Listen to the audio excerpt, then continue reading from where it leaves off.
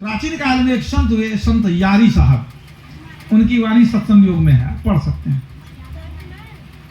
यारी साहब कहीं जा रहे थे, देखे कि एक कोई व्यक्ति हाट में जलपान बेच रहा है।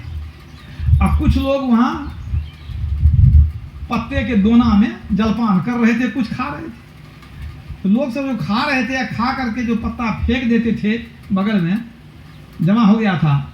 वहां एक बच्चा था छोटा सा, वो उस दोना को उठा करके उसमें से चुन चुन करके खा रहा था। तो संत दयालु होते हैं। संत हृदय नवनीत समाना, कहा कभी न पाए कहीं न जाना। निज परिताप द्रवई नवनीता, पर दुख द्रवही संत सुपनीता। संतों का हृदय मक्खन से भी कोमल होता है। अपने दुख से दुखी नहीं होते हैं, दूसरे के दुख को देख करके दुखी हो जाते हैं। यारी साहब बड़ा दुख हुआ कि देखो भोला भाला बच्चा है, तो कोई नहीं है, तब ना ये इसे चुन करके जूठा खाता है। बुलाया, बच्चा डरने लगा, अरे कुछ नहीं कहेंगे, आज उसको बुलाए कि बाबू क्या नाम है? कहा हमारा नाम है बुलकिया। बुलाकी नाम है, बुलाकी राम, बुलकिया नाम है। कहा तुमको माँ बाप है कि नहीं? कहा कोई नहीं, घर द्वार का कुछ नहीं। कहा कहाँ रहता? कहीं सो जाते हैं। क्या खाता है? इसी तरह कुछ चुन करके खा लेते हैं। कहा तू मेरे साथ चलेगा? अरे हम तुमको सब कुछ देंगे, खाने पीने की व्यवस्था देंगे, हमारे पास झोपड़ी भी है, उसमें रहना सब। कहा चलेंगे। बड़ा खुशी हुआ कि कोई तो आज हमारा हाथ पकड़ा कि आज हमको आश्रय मिल गया। यारी साहब बुलकिया को लेके आ गए। बुलाकी राम जाति के चमार थे, वो ले आए उठा करके। अब बच्चा था, नहला धुला करके उसको खिलाए पिलाए, अपने साथ में रखने लगे। अब देखिए एक अनाथ को नाथ मिल गए। अब एकदम बच्चे अपने संतान की तरह पालन पोषण करने लगे। बच्चा बड़ा हुआ, अब गुरु महाराज के साथ में बैठ करके सत्संग करे, भजन गावे, ध्यान भजन करे। थोड़ा सा बड़ा हुआ, गुरु महाराज दीक्षा बतला दिए, तू भी ध्यान करो। अब जब ध्यान करने लगा, अब गुरु महाराज को भी मन लग गया, एक बेटा मिल गया है कि नहीं, एक सेवक मिल गया। सेवक कौन होता है? पुत्र ही होता है। बहुत बढ़िया से जीवन कटने लगा। और यारी साहब बड़े त्यागी थे, वो धन न मांगते थे न जमा करते थे। उसी तरह कुटिया में रहना, सत्संग भजन करना, जो कुछ मिल जाए वही खा कर रखना, गुजारा करना।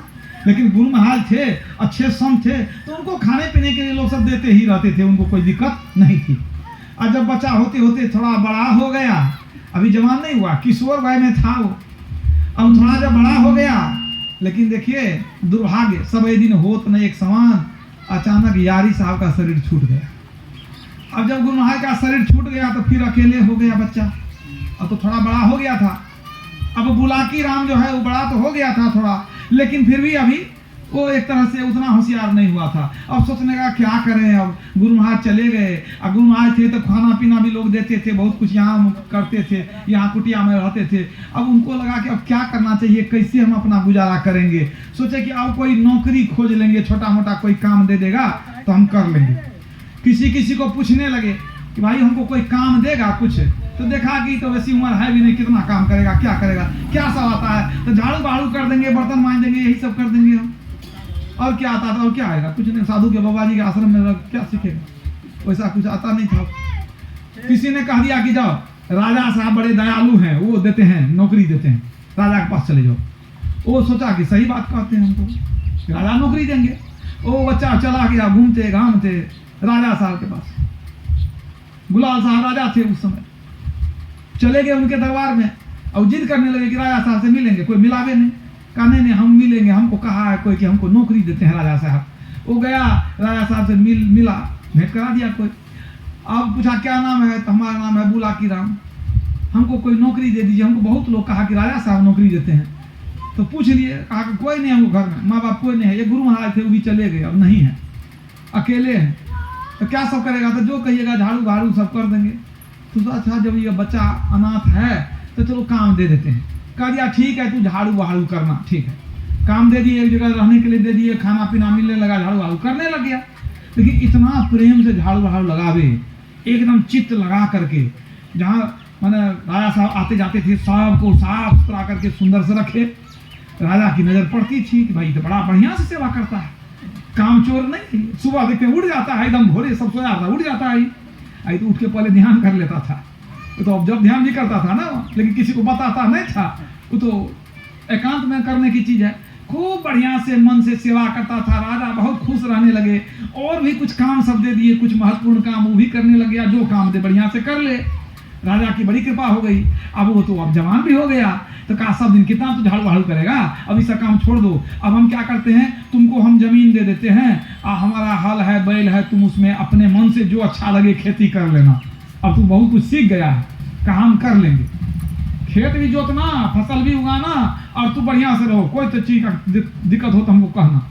अब उसको छोटा काम से हटा के थोड़ा बढ़िया काम दे दिए, खेती बाड़ी करने का। अब वो बैल ले ले, हल ले ले, चले जाए अपना खेत जोतने के लिए, खेत जोतते रहे।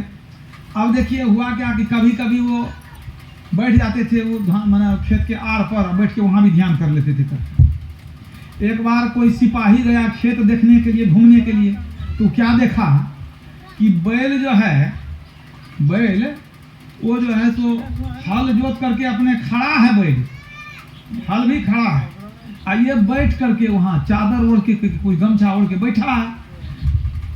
अब ये सिपाही के मन में हुआ कि खेत क्या जोतेगा, ये बैठ करके सोने के लिए आता है, यहाँ बैठ के सो जाता है आर पर। जाके सिपाही कहेंगे राजा साहब को कि कैसा आदमी को रखे हैं आप, ये तो बर्बाद कर देगा, खेती फसल सब बर्बाद हो जाएगा, ये तो सोने के लिए यहाँ आता है। वो जा करके कह दिया कि राजा साहब आप बहुत विश्वास करते हैं, लेकिन वो जो है ना बुलकिया, वो तो बहुत सोता है, जाकर के खेत भी नहीं जोता, कपड़ा गमछा ओढ़ करके सो जाता है। कैसी बात है, हमको तो विश्वास नहीं होता। कहा आँखों से देख लीजिए, अपने से देख लीजिए। कहा तो ठीक है, कल जाएंगे देखने के लिए। अब जब दूसरे दिन जब राजा गया घोड़ा पर चढ़ करके अपने से देखने के लिए कि खेत जोता है कि नहीं, तो क्या देखता है, और भी अजूबा देखा। देखा क्या कि हॉल बिल्कुल सीधा है, अब बैल जो है घूम रहा है, और खेत जोताई हो रही है, खेत की जुताई हो रही है, ये ठीक में आर पर बैठा हुआ है गमछा ओढ़ करके। अब तो राजा को बड़ा क्रोध हुआ कि देखो इतना महंगा हम बैल रखते हैं, इसको अगर फाल लग जाए तो बैल मर जाएगा। बताओ कैसा पागल है, ये बैठ करके गमछा ओढ़ के सोता है, और यहाँ बैल अपने मन से चल रहा है। बैल भी कैसा पागल है, अपने मन से चल रहा है, ये कैसे हो गया। बहुत क्रोध आ गया कि सही में ही कामचोर निकम्मा, जानते नहीं थे, वहाँ हमको दिखाता कुछ और है, यहाँ कुछ और करता है। क्रोध में आ करके और बादशाह जो है एक लात मार दिए बुलाकी राम के पीठ पर। एक लात जैसे मारे तो हरड़ा के वो गिर गए, और जो गिर गए इसके बाद एक विचित्र घटना हो गई। आगे बहुत दूर तक, यहाँ से वहाँ तक लगता था दूध गिर गया, दही गिर गई खेत में, दही यहाँ से वहाँ तक बिखर गया खेत में। अभी दही कहाँ से आ गया, राजा को आश्चर्य लगा, भाई कपड़ा ओढ़ के बैठा था तो दही लेके बैठा था, क्या ये दही कैसे गिर गया, ये कपड़ा ओढ़ के दही तो नहीं खाता था, आश्चर्य लग गया। अब पूछता है, अब जैसे लात मारा वो गिर गया बुलाकी, तो उठ पुट करके वो चरण पकड़ लिया, कहा प्रभु हमको क्षमा कर दीजिए, आपके पैर में चोट लग गई होगी, प्रभु क्षमा कर दीजिए। कहा पहले ये बताओ कि ये तू क्या कर रहा था, ये दही कहाँ से आया, सो बताओ। अब वो कुछ बोले नहीं, कहा बताता काहे नहीं है, तू बैठ के क्या कर रहा था, हल अपने जो बैल जो है अपने हल जोत रहा है, अब तू बैठ के क्या कर रहा है आंख बंद करके, और यहाँ जो दही कहाँ से आ गया। कहता आप जिद करते हैं तो आपको सुना देते हैं। हम यहाँ बैठ करके मानस पूजा कर रहे थे, हमारे कुटिया में देखे कि हम संत लोग बहुत आए हुए हैं, संत लोग को हम बैठाए थे भोजन कराने के लिए, और सबको पत्तल दे करके और चूड़ा परोस दिए थे, अब बर्तन लेकर के हम जा रहे थे, मानस पूजा कर रहे थे, बर्तन लेकर के दही परोसने जा रहे थे, और उसी समय आपका जो पैर लग गया इसीलिए दही गिर गया।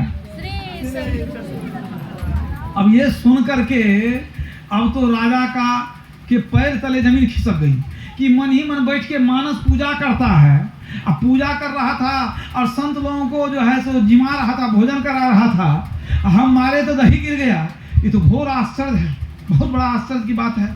ये मानस पूजा में ये दही कहाँ से आ गया, और कैसा भक्त है जो इसको कुछ ज्ञान नहीं रहता है, ध्यान में बैठा रहता है, ये ध्यान कर रहा था। ये सुन करके गुलाल साहब को बड़ा पश्चाताप हुआ, बहुत पश्चाताप हुआ। कहा हमको क्षमा कर दो। कहा नहीं प्रभु आप हमारे मालिक हैं, आप हमको क्षमा कर दीजिए। आइए उनका पैर पकड़े, उनका पैर पकड़े। अंत में जो है गुलाल साहब जो राजा थे बुलाकी राम को उठा कर ले गए और घोषणा कर दिए कि आज से हमारा ये सेवक नहीं है, ये बहुत उच्च कोटि का महात्मा है ये। और उनके लिए जमीन दे करके आश्रम बना दिए, आश्रम बना दिए कि आज से तो आपको कुछ नहीं करना है, आप बहुत उच्च कोटि के महात्मा हैं, आप जब ध्यान यहाँ रखे कीजिए, अज्ञान का प्रसार कीजिए। इतना ही नहीं, गुलाल साहब ने उस बुलकिया से दीक्षा लिया। समझ गए कि नहीं। उसने कहा कि हम तो, हमारे गुरु यारी साहब थे, अब नहीं है, वही जो हमको ध्यान बताए हैं वही हम करते हैं, मानस जप मानस ध्यान दृष्टि योग करते हैं। कहा यही हमको भी बता दो। अब गुलाल साहब दीक्षा लिए, और दीक्षा लेकर के वो भी ज्योति ध्यान करने लगे, मानस जप मानस ध्यान दृष्टि योग करने लगे। और देखिए यारी साहब के शिष्य कौन हुए? बुलाकी राम, ठीक है ना, वही आगे चल के हो गए संत बुल्ला साहब, संत बुल्ला साहब।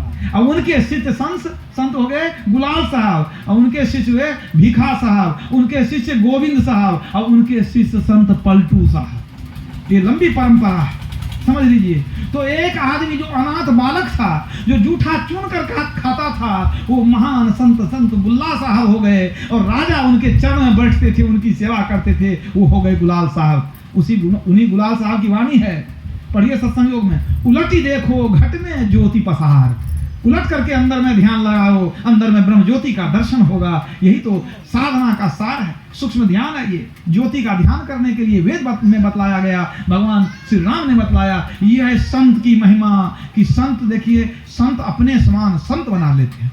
बाबा देवी साहब के शरण में गए गुरु महाराज, तो बाबा देवी साहब ने अपने समान संत बना दिए गुरु महाराज को भी। तो देखिए संतों की परंपरा कैसी होती है। संत क्या करते हैं? हमारा सुधार करके हमको मोक्ष में पहुंचाते हैं।